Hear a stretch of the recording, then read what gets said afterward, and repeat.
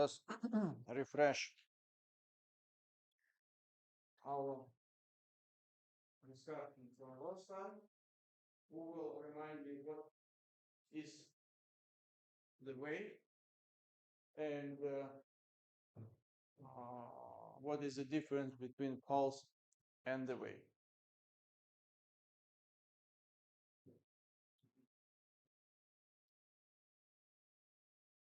So let's start from the pulse. What is this? Our medium is a string. We have a string and we provide certain disturbance to this string. So it can travel along the string and that's what we actually call the pulse. What kind of properties of the pulse we can describe? So amplitude is maximum deviation along axis y, like displacement of elements of the string. Probably the width of the pulse, I mean the also duration of which corresponds to duration of this disturbance. Can we apply such property as wavelength to a pulse?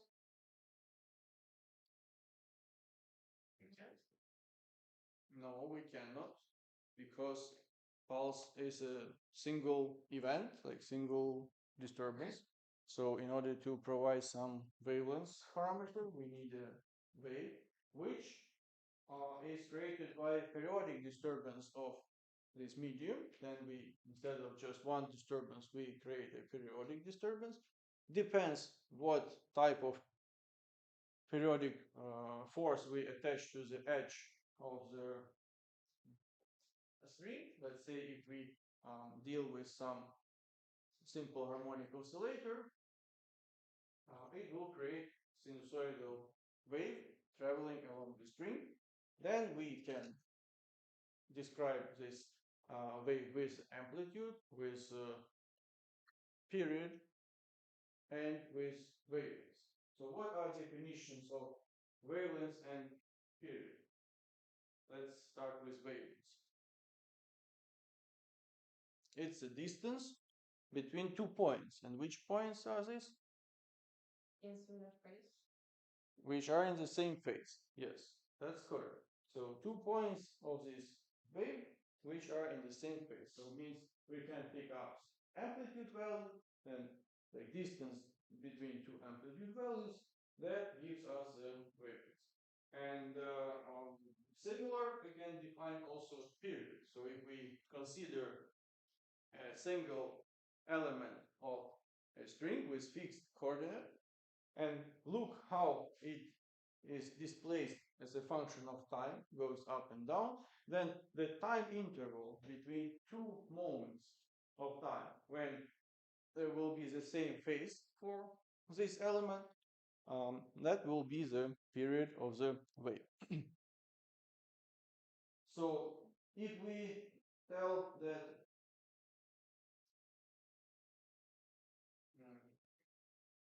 let's say what is transferred by waves, do we have energy transfer by wave?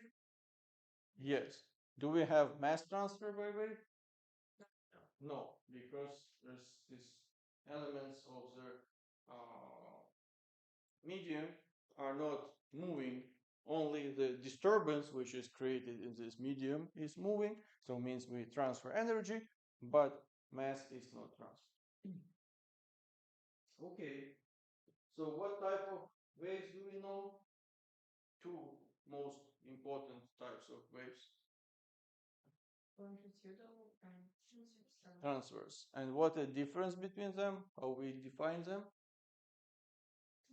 the displacement of the particles. Okay, yes. Is perpendicular to the motion or parallel to it. Or parallel. Okay, so that is definition of two most important types of waves. And also we discussed and mentioned several times last time about last lecture about such terms as waveform and wave functions. So what is the difference between them? So what is waveform? waveform is like a snapshot of the wave.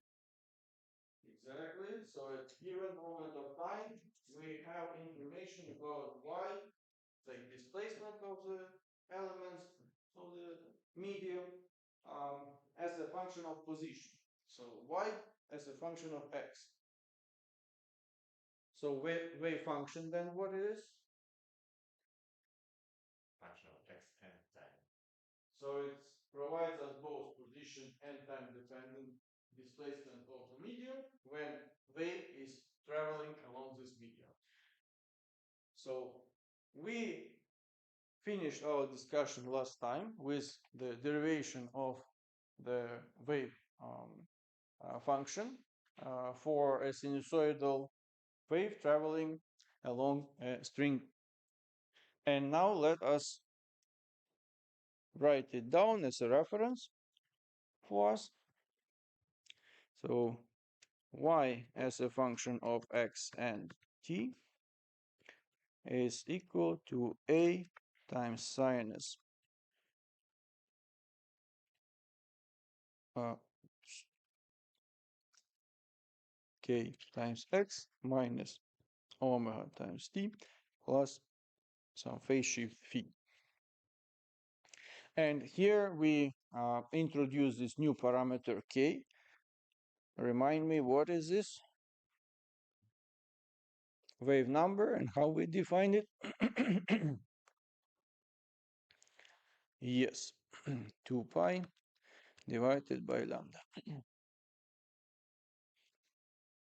So now, first so we will talk mostly during this lecture about velocity, but first let us discuss what will be velocity and acceleration of element of the string moving up and down along axis y.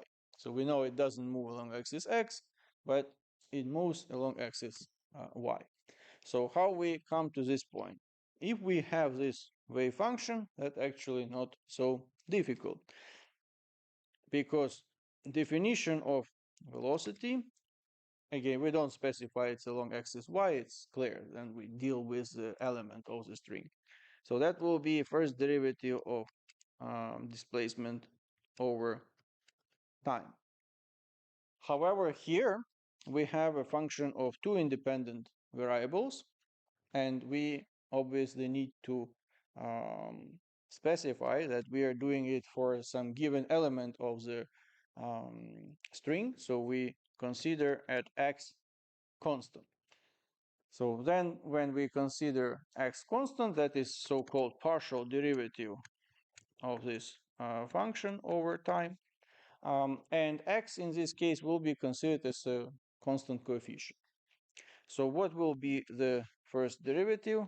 That will be minus omega times a times cosinus kx minus omega t plus phi.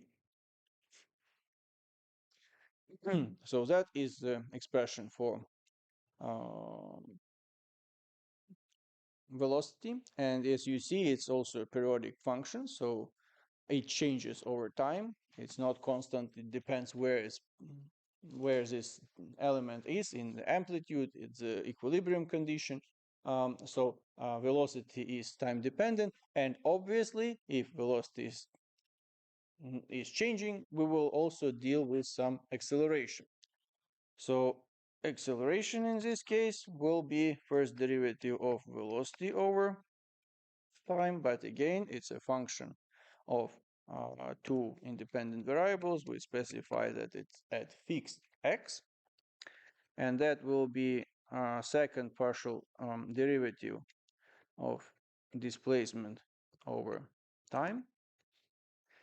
And here we will end up with minus omega squared times a times sinus kx minus omega t plus phi. So here we have this pre function, like periodic functions, coefficients, which will stand for maximum velocity minus we don't need it, just be omega times a. So that will be observed at y equals to 0. And also maximum acceleration, that will be omega squared times a, and that will be at y equals plus minus amplitude value of the displacement. So this is information which we can get now about the velocity and acceleration of the elements of the string. However, another, in some cases, that's relevant information. We definitely patients to determine it. However, another key parameter which is interested for us when we deal with waves or pulses traveling along the string, what will be the velocity, like speed of traveling of this wave along the string. So now let us think about this. If we have a string and disturb it, create some pulse which is traveling along the string, we want to consider what parameters of the string, like features, will define this speed of pulse propagation along the string. So any ideas what properties of the string will matter?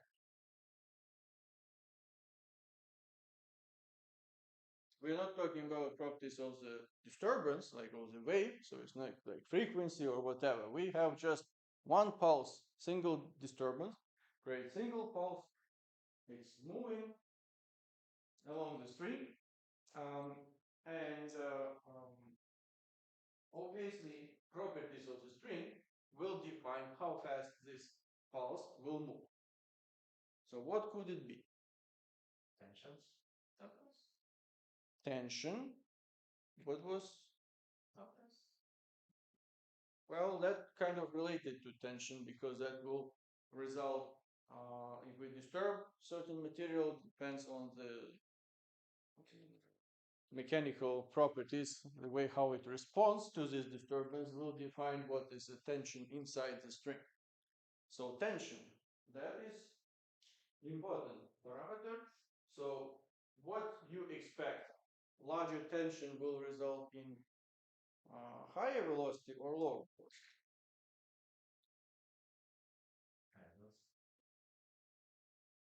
Higher velocity, because if we think about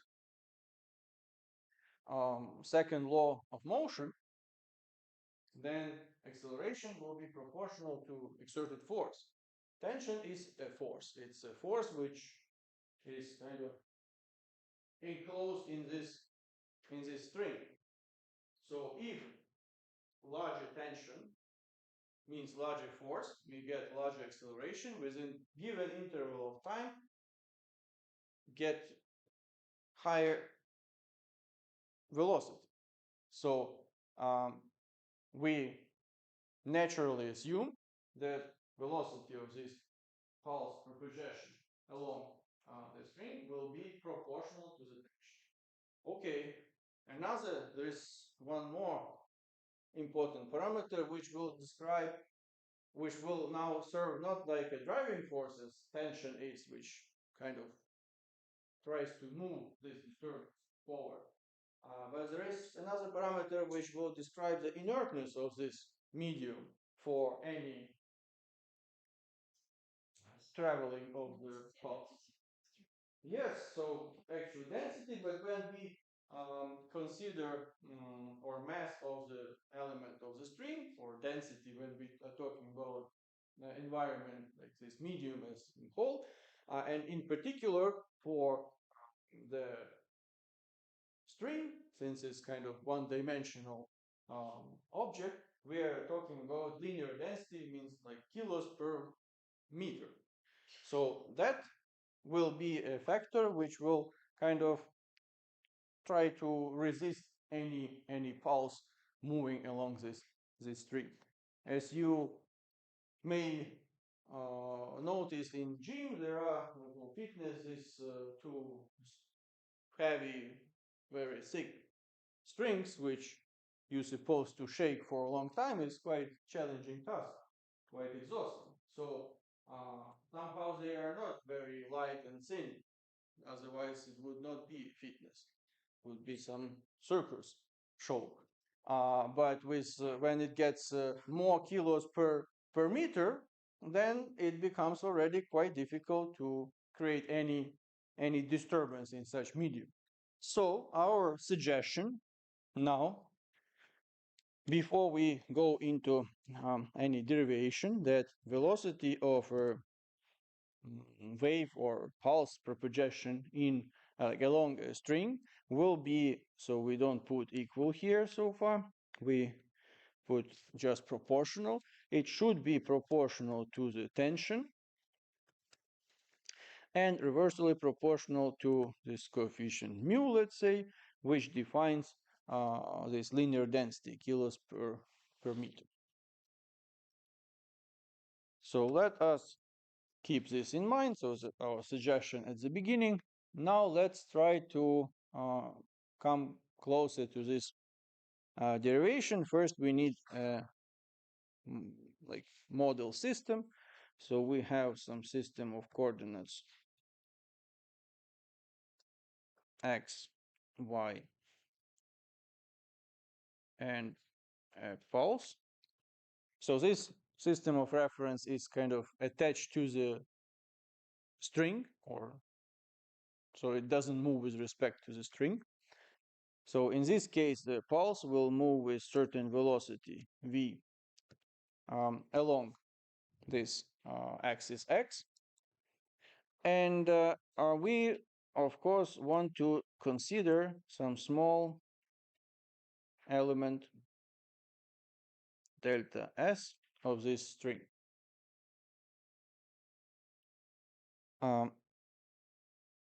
So before we go further, we need to introduce one more system of reference for our convenience later. So that will be x prime and y prime, which will move with respect to this immobile system of reference with the same velocity v as the pulse. So it will just move together with the pulse. Pulse system of reference are moving, so they will move together along axis x. So now let us take a closer look to this string element. So we will, let's draw it here, have it here. We have some horizontal direction, some vertical direction. So here is our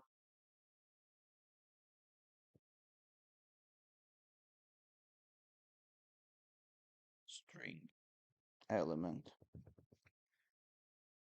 Very small, but we just enlarge it to show it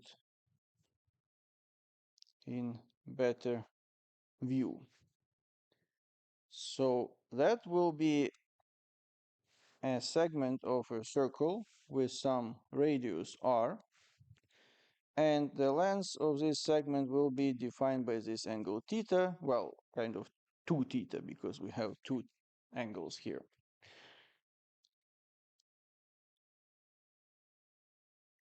Also, we need to draw here tension vectors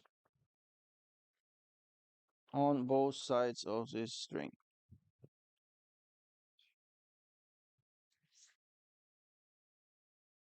So now we look at this and we see that there will be some resultant radial force which will be exerted on this string element and pointed towards the center of the circle.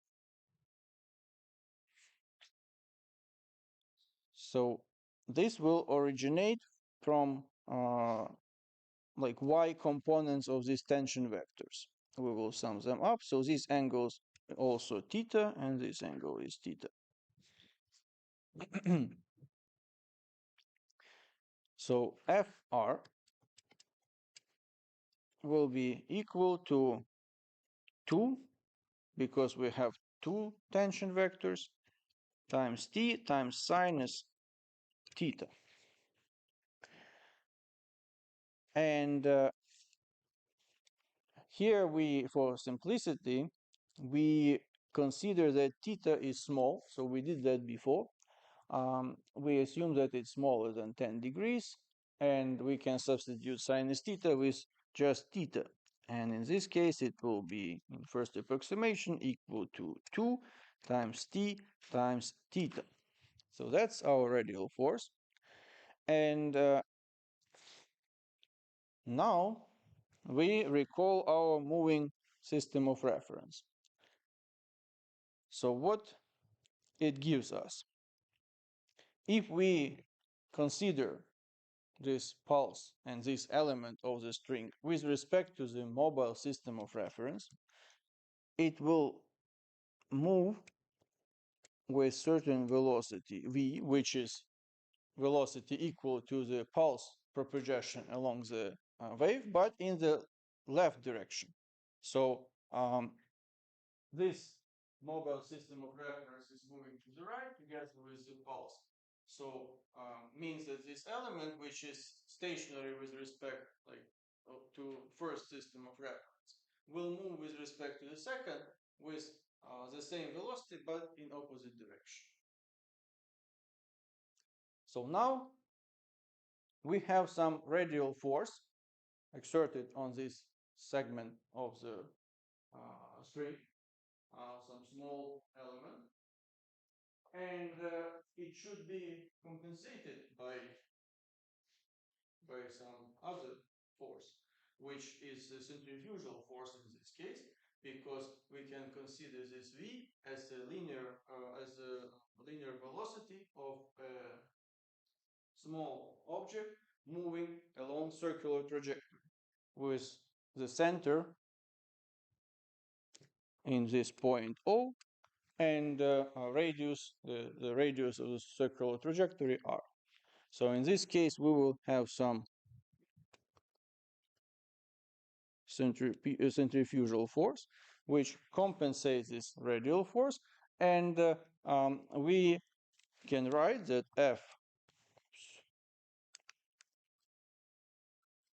Fr is equal to 2 times t times theta, and that is equal to mass m times v squared divided by r. So now the question is how we define this mass. Let's assume that we know the linear density, this mu. How do we define the mass of this segment? So the length of the segment is delta s. Delta s is equal, when we have a segment of a circle, we know radius and we know the angle. So how do we get the length of the segment? Theta radius? Yes, we have product of radius and angle in radians, not in degrees. So that will be for the length, and mass is defined as mu times delta s. However, here we need to remember that we have not theta but 2 theta. So we should put here also 2. So now we substitute instead of delta s this expression. So this mass of the segment will be 2 times mu times r times theta. So that will be our mass of the segment of the string. And now we substitute it here. So we can write that 2 times t times theta is equal to 2 times mu times r times theta times v squared divided by r. So we cancel out these two, this theta, this r, and we see from here that velocity of this pulse traveling along the string will be square root of tension divided by mu. So we have not so far a wave equation from what we predicted initially. Indeed, it's proportional to the tension and inversely proportional to the linear density, but here we, on top of that, have a square root. Keep in mind that here we did not specify any shape of the pulse, so means that pulses with all shapes which are generated, like disturbed in a string, will move with the same velocity. And what is also important to remember here, that we had a specific condition that sinus theta can be replaced with theta, means we have small angle theta. So here we look at this figure, this angle which defines the curvature of the segment should be small. So that means that the ratio between the amplitude of the pulse and length of the string should be quite small. Means we are kind of this equation should work for small amplitude disturbance, which is traveling along a string, but regardless of the shape of this disturbance, of this pulse. So now, when we already have pretty much complete information about how our pulses and waves are moving along the string, let us consider what will happen when we have reflection. Like first we consider reflection of waves, and then we will go to reflection and transmittance. So obviously, in order to have some reflection, we need to introduce some abrupt change of the properties of the medium, because if we have uniform medium without any changes in uniform properties in the direction of wave propagation, then nothing will happen and reflection will not be observed. So how we can create such a feature of the abrupt change of properties of the medium? In the case of a string, we can consider something like this. We have some pulse traveling along the string, and then the end of this string is attached uh, to the wall, so it cannot move. So it's fixed in given position. So as this pulse will come closer to the wall, the string will exert some force upwards on the wall because this pulse wants to go up, but the edge is fixed. So according to third law of motion, there will be counterforce exerted from the side of the wall on the string, and that will result in the reflectance of this wave or pulse. However, here we need to highlight that the reflected pulse, well, first of all, it will move in opposite direction in comparison to the incident pulse, but what is important here that the phase will be changed, so it will be so-called inverted pulse, and its phase will change by pi, so 180 degrees. If we have a bit different situation, so let's say we have pulse moving to some like edge with some light ring, which can freely move along a pipe. So a pipe here. Then when this pulse is reaching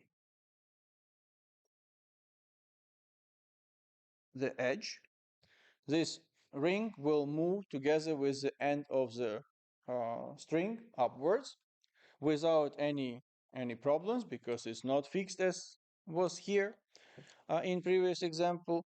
So it goes up and then goes down. In this case, when we also have reflected pulse,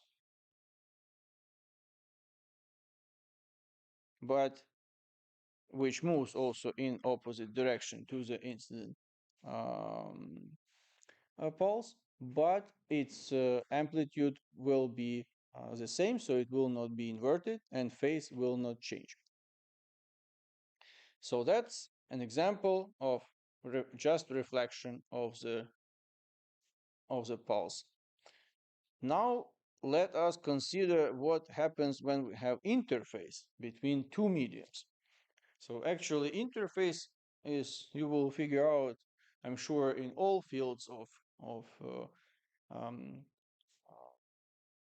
science, interfaces are quite interesting because they can provide features which are not expected for any of the materials in contact itself, but at the interface, some new unique features can reveal themselves, which can be quite important and useful.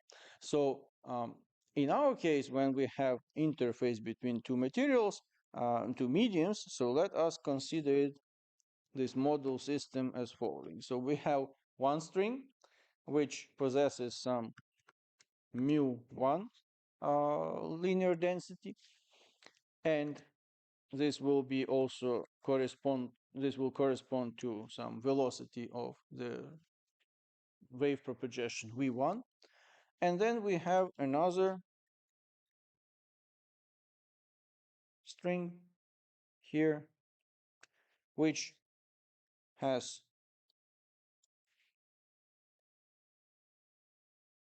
mu2 and v2. So obviously, let's say they are made from the same material, but just one is thinner, another is thicker. So we can write that mu1 is smaller than mu2. We consider index 1 and 2 depending from where the incident wave is moving. So if we have some pulse which is moving towards the interface from medium 1, then this is our medium 1, then it moves to second medium with higher linear density, and this will be considered as medium 2. So what will happen at the interface. Any suggestions?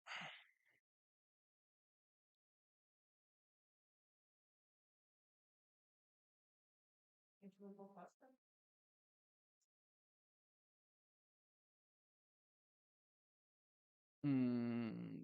What do you mean go faster? So you mean when, well, of course, velocity of the wave propagations will be different because they, as we described earlier, they depend on mu. So the larger density will result in smaller velocity. However, this single um, pulse will split in two pulses. So we will have so-called reflected pulse and transmitted pulse. Means one which is reflected from interface and comes back to the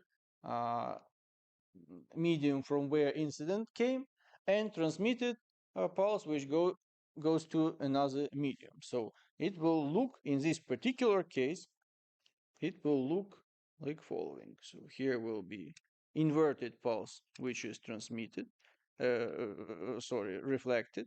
So that's our V1, and this is also V1, but in opposite direction. That's reflected. And here we will have a transmitted pulse,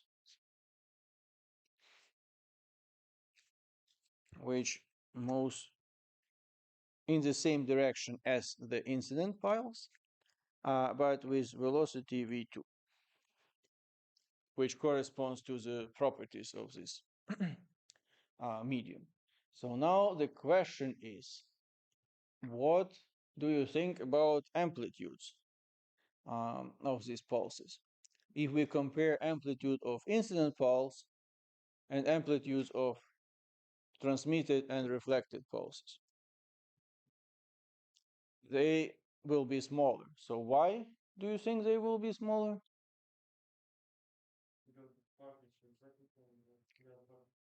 So we have a single pulse which carries some amount of energy and it's split it into two. Obviously, amplitudes cannot be larger of any transmitted or reflected pulses. They should be smaller than the amplitude of the incident one.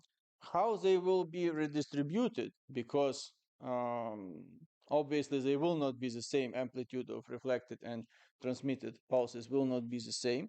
So we can calculate these amplitudes with the following equations. So reflected amplitude will be given as V2 minus V1 divided by V2 plus V1 times AI, which stands for the amplitude of the incident pulse or wave. So A transmitted, amplitude of the transmitted pulse, will be calculated as 2 times V2 divided by V2 plus V1 times AI. Keep in mind here it's important that we how we define medium 1 and medium 2. So in this case, medium 1 is from the left, which is the small linear density medium, and medium 2 is the high linear density medium, because we have incident pulse moving from left to right. So from first medium to second. If the direction is changing, if this pulse, initial pulse, is moving from right to left, then this will be medium 1 and this will be medium 2. So you need to be careful with defining these indexes. Another factor, well, I don't recall I mentioned or not, but you see here that the phase is changed. So when we have the reflection from the interface, when incident wave or pulse is moving from lower density medium to high density medium, the phase will always change to opposite. So we have pi phase change. However, that is not true if we have different direction of motion. So let us consider now another example. Let's assume that our incident pulse is moving from high density medium to low density medium. In this case, this will be medium 1, this will be medium 2. So how it will look after the pulse reaches the interface?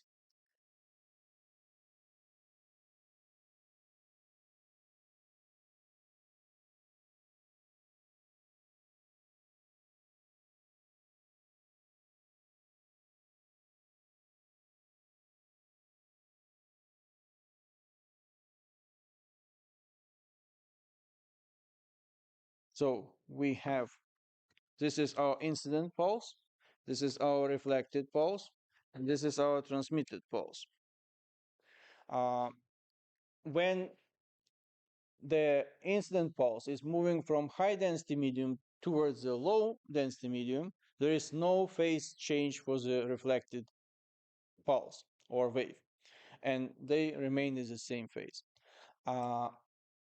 For transmitted phase, doesn't matter from where and to where this pulse is moving, it will always be in the same phase as the incident pulse or wave.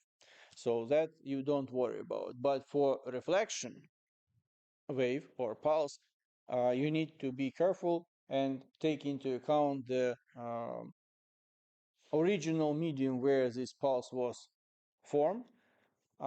Is it denser or lighter than the medium towards which this pulse is moving? Because that will define the phase shift, and of course, if you don't take this into account, it will make cause some deviation from reality. Uh, so this is pretty much everything what I wanted to discuss today with you guys.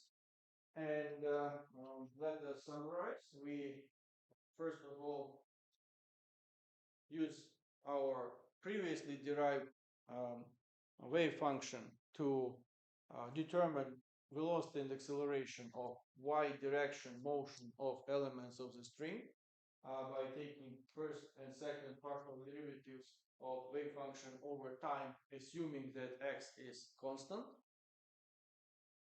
Then we derive equation for velocity of pulse or wave traveling along a string, where we have shown that the velocity will be proportional to the tension in the string as a driving force for this disturbance motion, and reversely proportional to the density of the linear density of the string.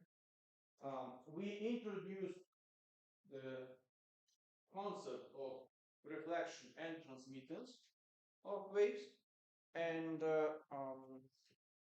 it is necessary to keep in mind from which medium to which this initially generated pulse is moving, because if we have higher density and then we go, this pulse is moving to lower density medium, then we need to take into account the change of phase of reflected pulse by pi, so it goes to opposite orientation.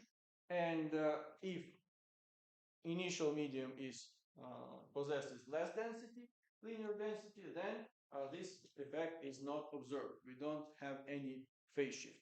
So that is important. You keep this in mind.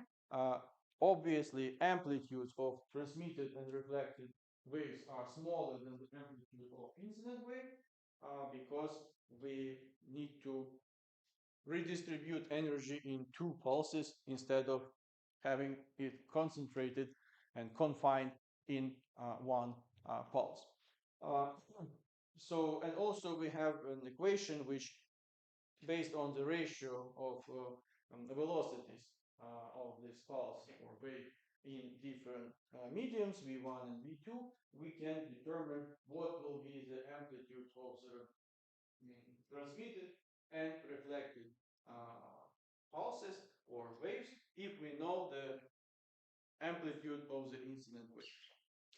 Okay, we will consider discussion of um, waves, um, in particular transmittance, like let's say like transfer of energy with wave traveling along the string. So that will be topic of our discussion for Friday, how much energy per unit time can be transferred by such wave. And today, thank you very much for attention. See you next time. Have a good evening.